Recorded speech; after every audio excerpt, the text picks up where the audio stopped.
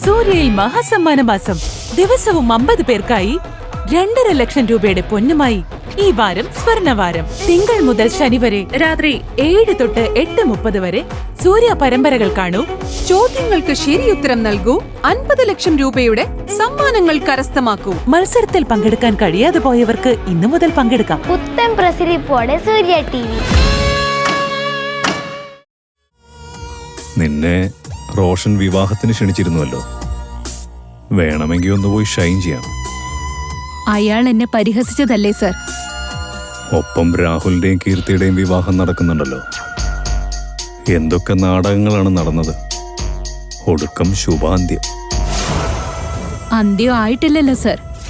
റോഷൻ കെട്ടുന്നത് സ്വപ്നയല്ലേ? അവളിലൂടെ എല്ലാത്തിനും അന്ത്യം കുറിക്കുന്നത് നമ്മളായിരിക്കും. ആഡംബരപ്രിയയാണ് സ്വപ്ന.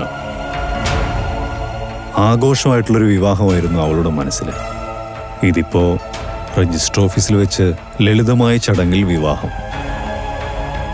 മനസ്സുകൊണ്ട് അവൾക്ക് ഇഷ്ടമായിട്ടില്ല. വരാൻ പോകുന്ന സൗഭാഗ്യങ്ങളെക്കുറിച്ച് ഓർത്ത് അവൾ അവര് പറഞ്ഞതൊക്കെ അനുസരിച്ചതാണ്. നാളെ താലി കെട്ടുന്ന ആ മുഹൂർത്തത്തിൽ മാത്രമേ റോഷന് സന്തോഷിക്കാനുള്ള വകയുള്ളൂ. പിന്നീടങ്ങോട്ട് അവളുടെ കുഞ്ഞ് എവിടെയോ ജീവിച്ചിരിപ്പുണ്ട്.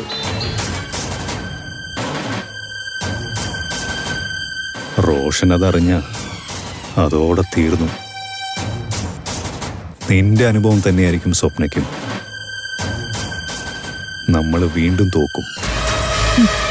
സ്വപ്ന പറയുന്നത് പോലെ ആരറിയാനാ അതൊക്കെ? കീർത്തി രാഹുൽ 2 CIDകൾക്കിടയിലേക്കാണ് സ്വപ്ന പോകുന്നതെന്ന് ഓർക്കണം. നിന്റെയും പ്രേംരാജിന്റെയും ബന്ധം കണ്ടെത്തി നിന്നെ ഇവിടെ ഇരുത്തിയതും അവരാണെന്ന് ഓർക്കണം. റോഷന്റെ ജീവിതത്തിൽ ഇനി ഒരു അപകടം ഉണ്ടാവാതിരിക്കാൻ അവര് ശ്രദ്ധിക്കും. സ്വപ്നയില് പൂർണ്ണ വിശ്വാസം അവർക്ക്. 2ാം ഘട്ടമായതിനാൽ തന്നെ ഒക്കെ അന്വേഷിച്ച് കാണും അവര്. സ്വപ്നയിൽ അവർക്ക് പൂർണ്ണ വിശ്വാസം. ഇനി അവൾക്ക് കുഞ്ഞുണ്ടെന്ന് ആരെങ്കിലും പറഞ്ഞാൽ തന്നെ അവര് വിശ്വസിക്കണമെന്നില്ല. ആ കുഞ്ഞ് നേരിട്ടെത്തിയാലോ?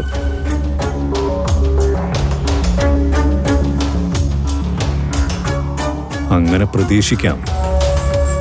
എങ്കിലും ഒരു യാത്ര ചെയ്യുമ്പോൾ മുന്നിൽ പതിയിരിക്കുന്ന അപകടങ്ങളെക്കുറിച്ച് മനസ്സിലാക്കണം, ശ്രദ്ധിക്കണം.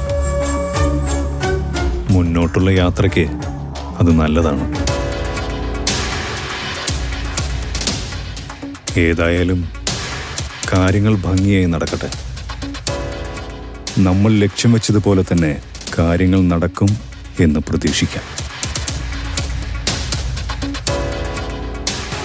വധൂവരന്മാർക്കെല്ലാം മംഗളാശംസകൾ നേരാം.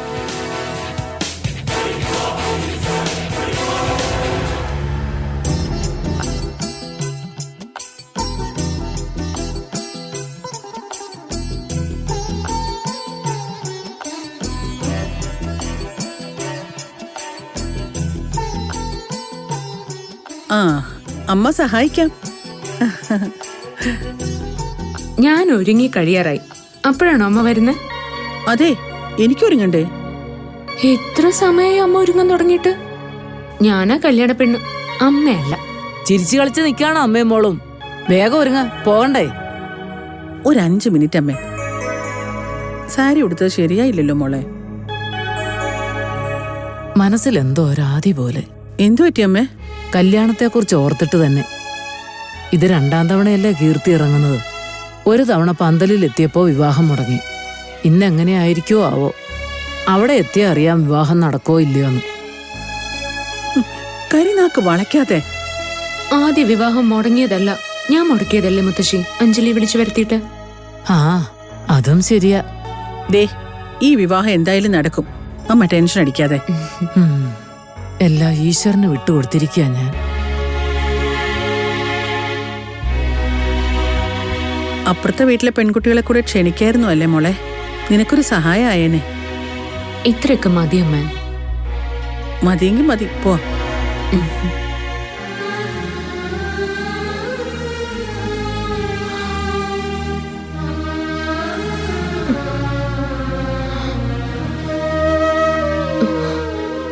എന്തു പറ്റി മോളെ? അച്ഛൻ കൂടി വേണമായിരുന്നു അല്ലേ?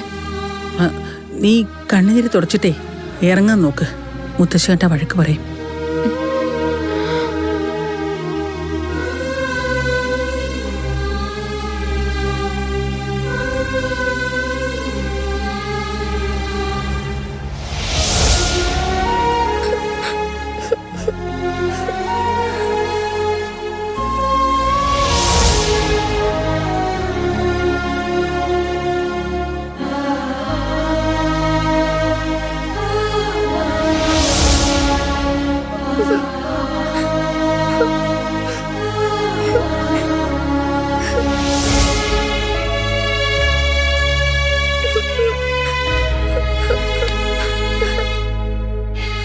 മോളെ, മോളെന്തിനാ കരയുന്നത്? എന്റെ അച്ഛൻ എന്റെ അടുത്തുള്ള പോലെ തോന്നാ അങ്കിൾ. കരയാതെ മോളെ. മോളുടെ അച്ഛൻ മോളുടെ അടുത്ത് തന്നെയുണ്ട്, എങ്ങും പോയിട്ടില്ല. അയ്യേ, എന്താ ഇത്? മോള് കരയുന്നത് മോളുടെ അച്ഛന് ഇഷ്ടമല്ലെന്ന് അറിയില്ലേ? എന്റെ മോള് എപ്പോഴും സന്തോഷത്തോടെ ഇരിക്കണം, അതാണ് എനിക്ക് ഇഷ്ടമെന്നല്ലേ അച്ഛൻ പറയാറ്. മോളുടെ മമ്മിയുടെ അടുത്തേക്കല്ലേ മോള് പോകുന്നത്, അപ്പൊ സന്തോഷിക്കല്ലേ വേണ്ടത്. എത്ര കാലമായി മോൾ ആഗ്രഹിക്കുന്നു മമ്മിയുടെ അടുത്ത് പോണോന്ന്. ഇന്നിപ്പോ മമ്മിയെ കാണാൻ മാത്രമല്ല മോള് പോകുന്നത്, ഇനിയേ മമ്മിയുടെ കൂടെ ആയിരിക്കും ചിന്നുമോള് കഴിയുന്നത്. മമ്മിക്ക് സന്തോഷാവും. മോൾ ഇങ്ങനെ കരഞ്ഞോണ്ടിരുന്ന മോളുടെ മമ്മിക്ക് വിഷമാവില്ലേ? ഇല്ല, ഞാൻ കരയില്ല. എന്റെ മമ്മിക്ക് വിഷമാവുമെങ്കിൽ ഞാൻ ഇനി കരയില്ല ആന്റി. പോവാ അങ്കിളെ, എനിക്ക് മമ്മീനെ കാണാൻ കൊതിയായി. ഇപ്പൊ അച്ഛനുണ്ടായിരുന്നെങ്കിൽ എന്ത് രസായിരുന്നു അല്ലേ അങ്കിളെ?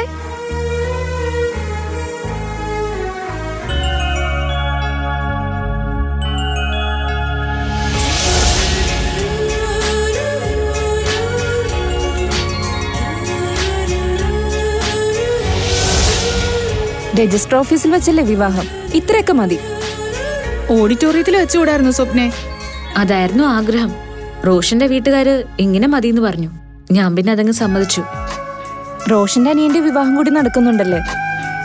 എങ്ങനെയുണ്ട് രാഹുലിന്റെ പെണ്ണ്, സുന്ദരിയാണോ? നിന്നേക്കാ സുന്ദരിയാണോന്ന് നിങ്ങൾ കാണുമല്ലോ എന്ന്. നിങ്ങൾ പറ ആരാ സുന്ദരിന്ന്. എന്തായാലും ക്യാഷ് ഉണ്ട് എത്ര വരില്ല അവൾക്ക്. അങ്ങനെങ്കിൽ നിനക്കുള്ള അത്രയും വില അവൾക്ക് ആ വീട്ടിൽ കിട്ടില്ല. നോക്കാം, വീട്ടിലെത്തട്ടെ. ഇനിയും ഒരുങ്ങി കഴിഞ്ഞില്ലേ? സമയമായില്ലേ സ്വപ്ന? ദാ ഇറങ്ങായി. അല്ല, നിങ്ങൾ വരുന്നില്ലേ? എന്തിന്? എന്റെ മുൻ ഭർത്താവിന്റെ രണ്ടാം കെട്ട് കാണാനോ?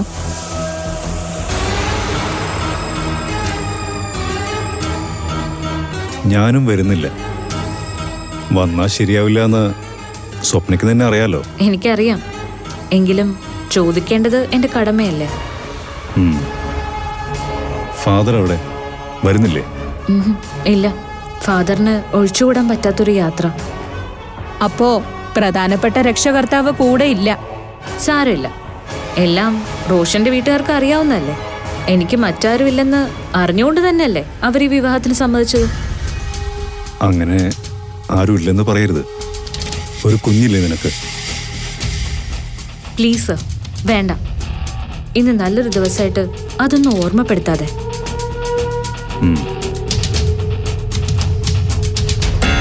ഇതൊരു ചടങ്ങ് മാത്രമാണെന്ന് ഓർക്കുക. ലക്ഷ്യം വലുതാ. അവിടെ എത്തുമ്പോ ഒന്നും മറക്കരുത്. പറഞ്ഞതൊക്കെ ഓർമ്മയുണ്ടല്ലോ അല്ലേ? നീയാണ് മറന്നത്, സ്വപ്നയൊന്നും മറക്കില്ല അല്ലേ സ്വപ്ന? അതെ, ഒന്നും മറക്കില്ല. താലികെട്ടൊന്ന് കഴിഞ്ഞോട്ടെ, പിന്നീടുള്ള യാത്ര അഞ്ജലി കണ്ടറിയുക തന്നെ വേണം.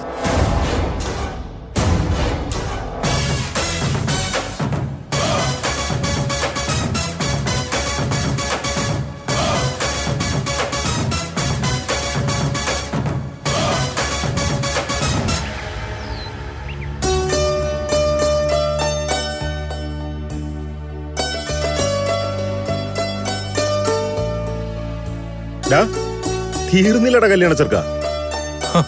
തീർന്നു. അതിരാവിലെ തുടങ്ങിയതല്ലേ. എടാ, കാര്യമൊന്നുമില്ലട മോനെ. ഈ ഏട്ടന്റെ അടുത്ത് പിടിച്ചു നിൽക്കാൻ നിനക്ക് കഴിയില്ല. എന്റെ കിളവൻ കണ്ണാടി നോക്കിയല്ലേ മേക്കപ്പ് ചെയ്യുന്നത്. എന്നിട്ടും എന്തിനാണാവോ ഇങ്ങനൊരു സംശയം? കിളവനോ? ആരടാ കിളവൻ? ഏട്ടൻ തന്നെ. മിക്കവാറും ഇന്ന് രജിസ്ട്രാർ ചോദിക്കും, അച്ഛന്റെയും മകന്റെയും വിവാഹം ഒന്നിച്ച് നടത്തുവാണോന്ന്. ഏട്ടനച്ഛൻ, ഞാൻ മകൻ. അങ്ങനെ ഒരു കണ്ണുപൊട്ടനും പറയില്ല. നമ്മൾ ഒന്നിച്ചു നിന്നാലേ ഞാൻ അനിയൻ, നീ ഏട്ടനെ പറയുള്ളൂ. എടാ, ഈ അടുത്തൊരുത്തൻ എന്നോട് ചോദിച്ചു ഏത് കോളേജിലാ പഠിക്കുന്നതെന്ന്. ആ തിരുവണ്ടനെ എനിക്കൊന്ന് കാണണമല്ലോ. കണ്ണില്ലേ അവന്? എന്തുകൊണ്ടും ഏട്ടനേക്കാൾ സുന്ദരൻ ഞാൻ തന്നെ. ഏട്ടാ, ഫുട്ബോൾ ലോകത്ത് എന്നേക്കാൾ സുന്ദരനായ ഒരു പ്ലെയർ ഇല്ല, അറിയോ? ആ, നീ സ്വയം ഇങ്ങനെ പുകഴ്ത്തി സംതൃപ്തി അടഞ്ഞോ? അല്ലാതെ ഇക്കാര്യത്തിൽ എന്നോട് മത്സരിക്കാൻ നീ ആയിട്ടില്ല. എന്തായാലും ഇറങ്ങുന്നതിന് മുമ്പ് നമുക്കൊരു സെൽഫി എടുക്കാം. അല്ല വരയും കുതിരയുടെ അടുത്ത് ഒറാങ്കൂട്ടം നിന്ന പോലെ ഉണ്ടാവും. എന്നാലും എടുക്കാം. അതേടാ, ഞാൻ വരയും കുതിര, നീ ഒറാങ്കൂട്ടൻ, അങ്ങനെയല്ലേ? നേരെ തിരിച്ചാ. ഇടുവാ, നിക്ക്.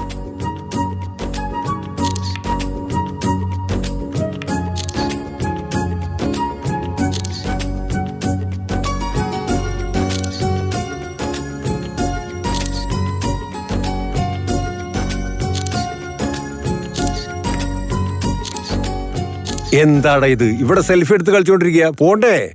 കല്യാണം കഴിക്കണ്ടേ മക്കളെ നിങ്ങൾക്ക്? ഞങ്ങളിതാ റെഡി, പോവാം. പോകുന്നതിന് മുമ്പ് ഒരു നിമിഷം മുത്തശ്ശ, ഞങ്ങളെ രണ്ടുപേരും തമ്മിൽ നോക്കിയേ, ആരാ സുന്ദരൻ? ആരാണ് വരയും കുതിര, ആരാണ് ഒറാങ്കുട്ടൻ? പറയൂ പറയൂ മിസ്റ്റർ പെരേര. പറയൂ മുത്തശ്ശ. നിങ്ങൾ രണ്ടുപേരും ഒറാങ്കൂട്ടന്മാര്. ഞാൻ വരയൻ കുതിര, സുന്ദരൻ. കുതിരയെ കണ്ടോ? പിന്നെ രണ്ടുപേരും പെട്ടെന്ന് വന്നില്ലെങ്കിൽ ആ പെമ്പിള്ളേരെ ഞാൻ മറ്റാരെ കൊണ്ടെങ്കിലും കെട്ടിക്കും. അയ്യോ അയ്യോ, ഞങ്ങൾ വന്നു. വന്നേ, വാ.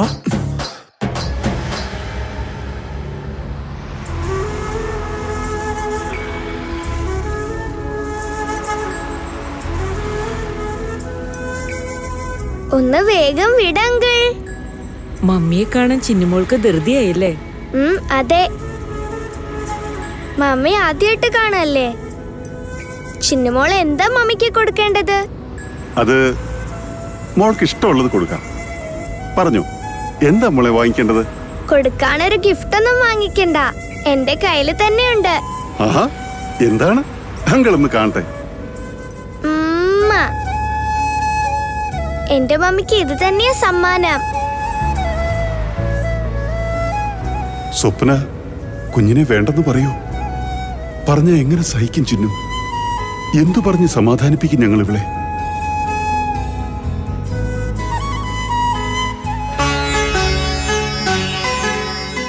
ധൃതിപ്പെട്ട് വീട്ടിൽ നിന്ന് ഇറങ്ങിയിട്ട് ആരെയും കാണുന്നില്ലല്ലോ മോളെ. വരും, ക്ഷമിക്കമ്മേ.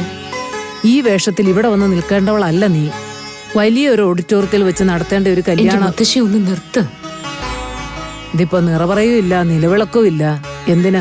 കഴുത്തിലിടാൻ ഒരു പൂമാല പോലും ഇല്ല. താലി കെട്ടുന്നുണ്ടല്ലോ, അത് പോരെ? ശരിക്കും കല്യാണമൊക്കെ ഇങ്ങനെ മതി. എന്തിനാ ആർഭാടമൊക്കെ കാണിക്കുന്നത്? അത് ശരിയാ, നന്നായിട്ട് ജീവിക്കാന്നുള്ളതാ പ്രധാനം. ഇപ്പൊ നീയും ഇവളുടെ സൈഡായി അല്ലേ? മോളെ, നീ ഒന്ന് രാഹുലിനെ വിളിക്ക.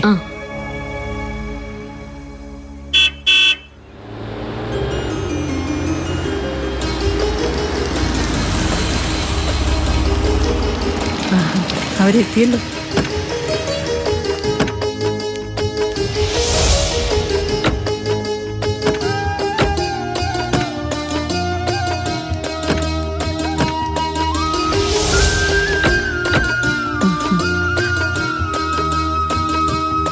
എന്താ നോക്കി നിൽക്കുന്നത്? വാ വാ.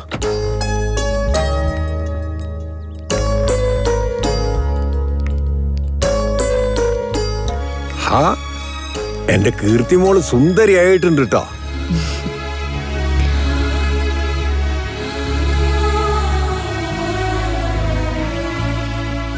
അല്ലെങ്കിലും എന്റെ കുട്ടി സുന്ദരി തന്നെയല്ലേ? അതെ അതെ. അല്ല, നിങ്ങൾ നേരത്തെ എത്തിയോ? കുറച്ചു സമയായി. ശരിക്കും അങ്ങനെ തന്നെയാണ് വേണ്ടത്. ഓഡിറ്റോറിയത്തിലായാലും വീട്ടിലായാലും അങ്ങനെ തന്നെ. എന്നിട്ട് ആൺ വീട്ടുകാർ വന്ന് പെണ്ണിനെ ഒരുക്കണം. അതാണ് രീതി. ഇവിടെ ഒരു രീതിയും ഇല്ല. ആകെയുള്ളത് താലി കെട്ടുന്ന രീതി മാത്രം.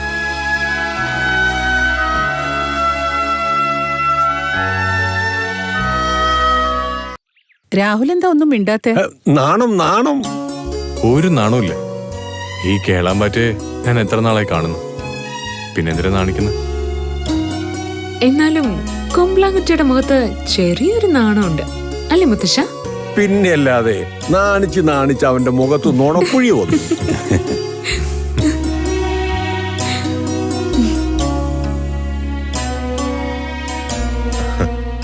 അനുപമയ്ക്ക് എന്താ ഒരു വിഷമം പോലെ? ഓ, ഒരു വിഷമമില്ല. എവിടെയാ സ്വപ്ന? പുറപ്പെട്ടിട്ടുണ്ട്, ഞാൻ വിളിച്ചിരുന്നു.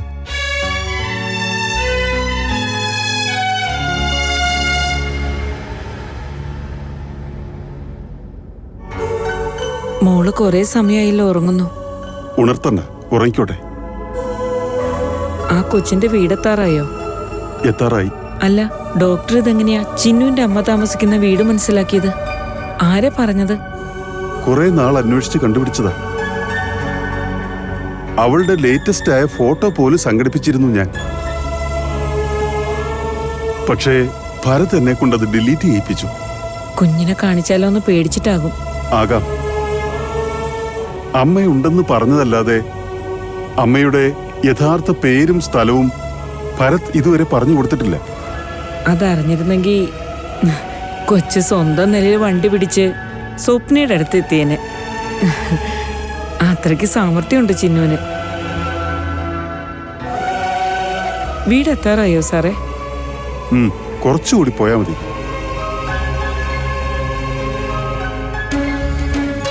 മോൾ ഉറങ്ങിക്കോട്ടെ, ഞാൻ ചെന്ന് അവളെ കാണാം. എന്താണ് അവളുടെ പ്രതികരണം നമുക്ക് ആദ്യം നോക്കാം. പെട്ടെന്ന് നമ്മൾ മോളെയും കൂട്ടി പോയാൽ അതൊരു ഷോക്കാവും. അവൾ എതിർത്തു പറഞ്ഞാൽ അത് ചിന്നുവിനും വലിയ വിഷമമാവും.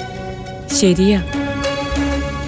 ഇനി അവൾ എതിർത്തു പറഞ്ഞ മോളെ അവളെ ഏൽപ്പിക്കാതെ കൂടെ കൂട്ടുവാനാണോ ഡോക്ടറുടെ പ്ലാൻ? ഏയ്, സംസാരിക്കാലോ. എന്ത് സംഭവിച്ചാലും ചിന്നുവിനെ ഇന്ന് അവളെ ഏൽപ്പിച്ചിരിക്കും.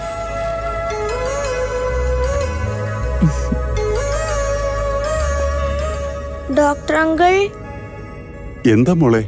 എന്റെ അമ്മയുടെ വീട് എത്തിയോ? ഏയ് ഇല്ല. സ്ഥലപ്പേരെ അങ്കിളിന് അറിയൂ. കൃത്യമായിട്ട് വീട് എവിടെയാണെന്ന് അങ്കിളിന് അറിയില്ല. ആ സ്ഥലത്ത് ആയിരക്കണക്കിന് വീടുണ്ടാകൂലോ. ആ, എന്തായാലും നമുക്കൊന്ന് അന്വേഷിച്ചു നോക്കാം. വേഗം വേണേ അങ്കിളെ. സ്വപ്ന എന്താ ലേറ്റ് ആവുന്നത്? വല്ല ബ്ലോക്കിലും പെട്ട് കാണും. ടെൻഷനിലാണല്ലോ എല്ലാരും. എന്താ ഇത്തവണയും എന്റെ വിവാഹം മുടങ്ങുന്നുള്ള തോന്നലുണ്ടോ?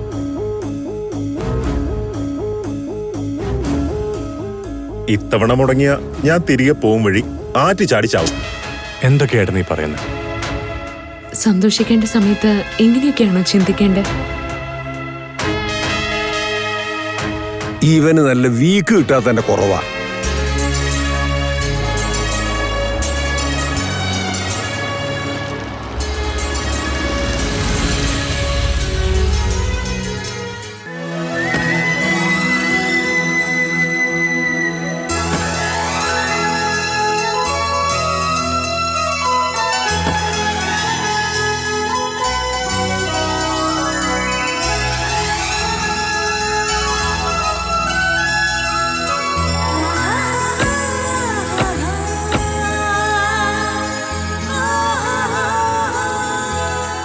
എല്ലാരും എത്തിയെന്നാ തോന്നുന്നേ.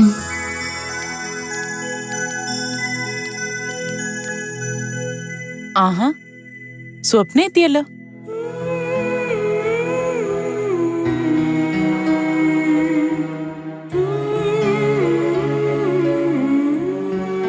കൂടെ മുതിർന്നവരാരും ഇല്ലല്ലോ.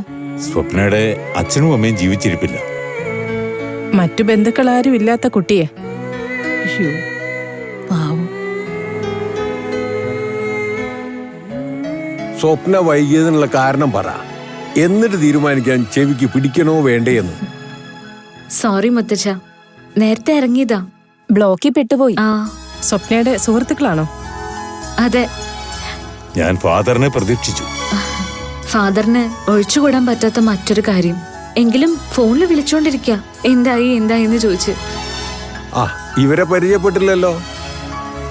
ഇതെന്റെ പേരക്കുട്ടി രാഹുൽ രവീന്ദ്രൻ. ഇത് ഇവൻ കെട്ടാൻ പോകുന്ന പെൺകുട്ടി കീർത്തി.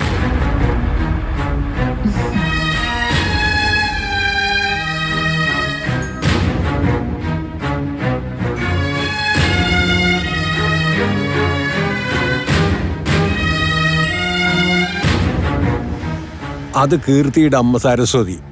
ഇത് മുത്തശ്ശി യശോദാമ്മ. അതെ, രണ്ടുപേരും ചേച്ചി അനിയത്തിയായിട്ട് ജീവിക്കേണ്ടവരാ. അടിയെങ്ങാനും കൂടിയ ഞാനൊരു ആയുധം പ്രയോഗിക്കാറുണ്ട്. പഴത്തൊലിയേറല്ലേ? എനിക്കറിയാം, റോഷൻ പറഞ്ഞിട്ടുണ്ട്.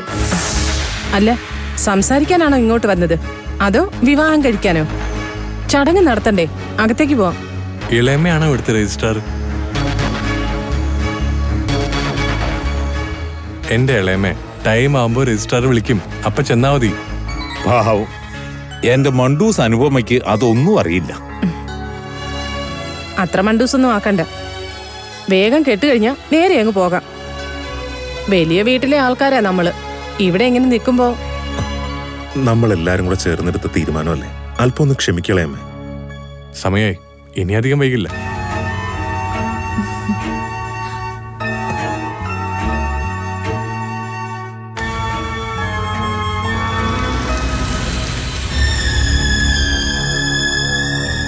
ഗേറ്റ് പൂട്ടിയിരിക്കുകയാണല്ലോ. സ്വപ്ന ഇവിടെ ഇല്ലെന്ന് തോന്നുന്നു. സ്വപ്നയുടെ ഫോൺ നമ്പർ ഉണ്ടോ കയ്യില്? ഇല്ല. അയ്യോ,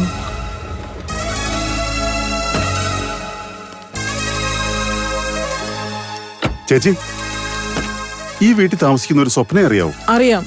ഞാൻ തൊട്ടപ്പുറത്ത് തന്നെയാ താമസം. സ്വപ്ന എവിടെ പോയിരിക്കുകയാണെന്ന് അറിയാവോ? ഗേറ്റ് പൂട്ടിക്കിടക്കുകയാണല്ലോ. ഇന്ന് സ്വപ്നയുടെ വിവാഹമാണ്.